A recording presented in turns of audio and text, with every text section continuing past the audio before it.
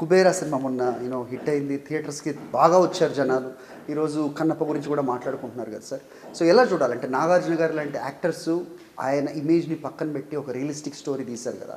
So ఆ అప్రోచ్ని మీరు ఎలా చూస్తారు? What is your take on? ఇప్పుడు పెద్ద స్టార్స్ అటువైపు మళ్ళించగలరు. ఆడియన్స్ మారుతున్నప్పుడు వాళ్ళ దగ్గరికి మనం వెళ్ళాలి అంటే మనం అన్నీ మార్చుకొని వెళ్ళినప్పుడే రీచ్ అవ్వగలుగుతాం. Wonderful sir. ఇప్పుడు సీతమ్మ వాకిట్లో సిరిమల్ల చెట్టు చేసిన రోజు మల్టీ స్టార్ సినిమా, వెంకటేష్ గారు మహేష్ గారు కలిసారు కాబట్టి అది వచ్చింది, రాకుంటే రాదు.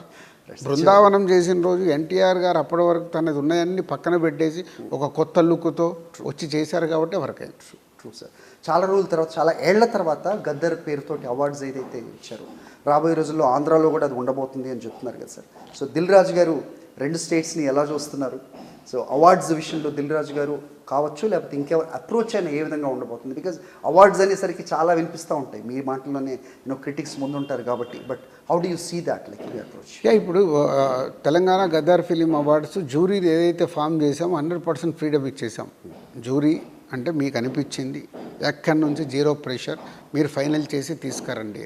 అలా వచ్చిన ఫైల్ని సీఎం గారికి ఇచ్చేసాము. యాజ్ ఇట్ ఈస్గా సీఎం గారు కూడా అప్రూవల్ చేశారు. సో అవార్డ్ అంటే డెఫినెట్గా జ్యూరీ మెంబర్స్ కూడా అందరినీ సాటిస్ఫై చేయలేరు. ఎందుకు? అక్కడ కాంపిటీషన్, సెలక్షన్ అంటేనే అది కదా. వాళ్ళ పాయింట్ ఆఫ్ వ్యూలో అక్కడ ఏమనిపించింది, ఎలా సెలెక్ట్ చేశారనేది. సో ఇప్పుడు 2024 100% అందరు సాటిస్ఫై అయ్యారు. So 2024 is priority. Telangana Gaddar film awards 2024 is priority. But June 2014 నుంచి 2023 వరకు తెలంగాణ ప్రభుత్వం కూడా అవార్డ్స్ ఇచ్చేసేయండి అని చెప్పింది కాబట్టి అవన్నీ ఎవ్రీ ఇయర్ ఇంకొక జ్యూరీ, మురళీమోహన్ గారి జ్యూరీ వాళ్ళు సెలెక్ట్ చేసిన దాంట్లో ఎవ్రీ ఇయర్ 3 ఫిలిమ్స్కి ఇవ్వడం జరిగింది.